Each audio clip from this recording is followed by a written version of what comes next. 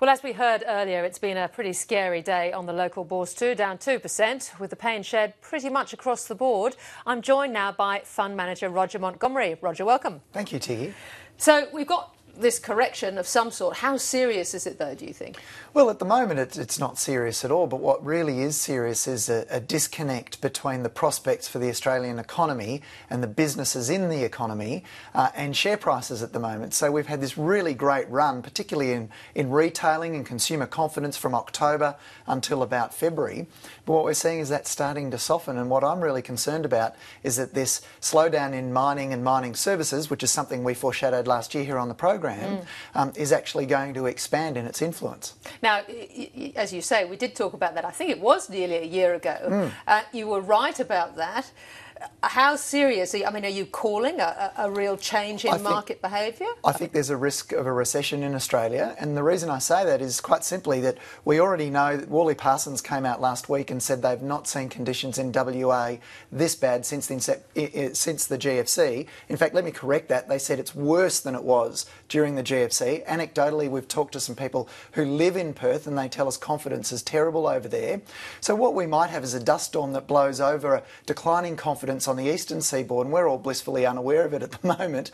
But in reality, what could happen is it could wipe off a significant number of percentage points from GDP. So up until about 2005, mining capex contributed about 1 to 2% of GDP.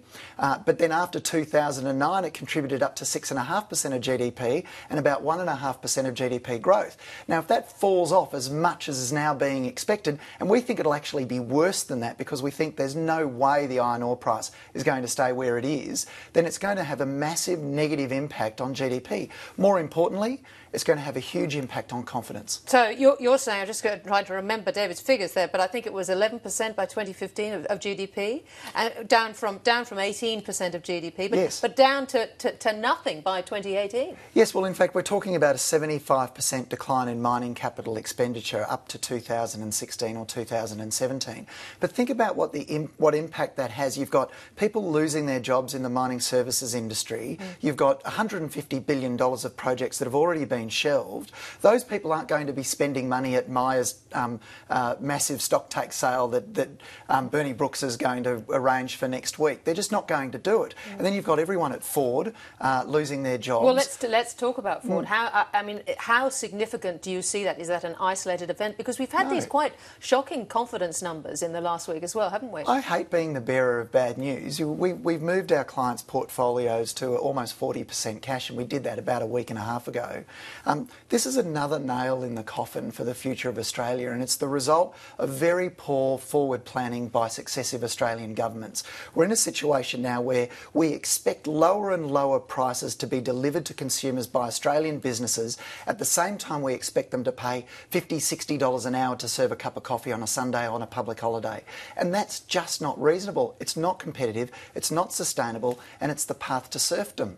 So you're saying 40% of your clients' money is now under the mattress, so to speak, and you really are. This is Roger Montgomery calling a real risk of a recession. There's certainly a risk. Look, whether we get to a technical recession or not really doesn't matter. What matters is whether or not the confidence is there for people to spend money, invest in buying residential real estate or building, because we're going to need to see consumption or residential or government spending take up the slack that mining capex leaves behind. What could happen, briefly, very briefly? What could be done?